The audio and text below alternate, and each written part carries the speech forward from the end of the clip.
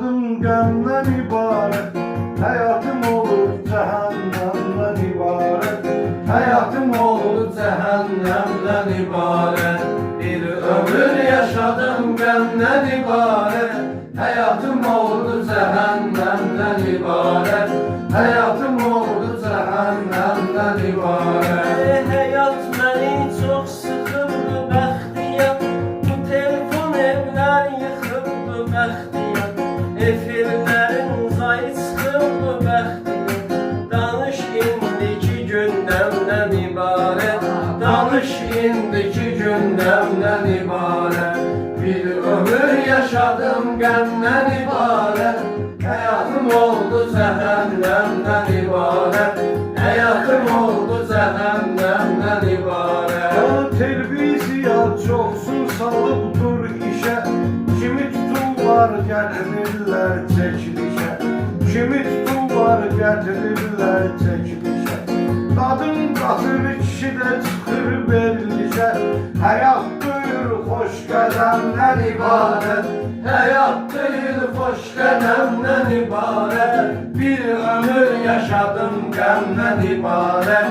Hayatım oldu cehennemden ibaret. Uşaq gəlir həyata qoyunlar adın. Uşaq gəlir həyata qoyunlar adın. Çıxarda bilmirlər həyatında.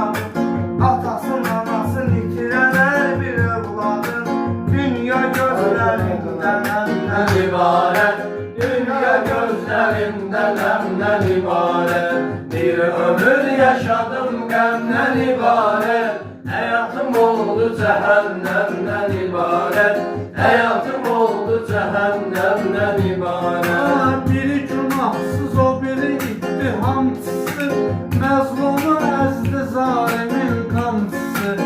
İmanlar peygamberin davamçısı. Sayıların 14 Rəqəmdən ibaret. Sayıların 14 rəqəmdən ibaret. Bir ömür yaşadım gemden ibaret. Hayatım oldu cehennemden ibaret. Olup həmişə səndən ibarət. Bülbüllər olub çəməndən ibarət. Mənim həyatım olub səndən ibarət.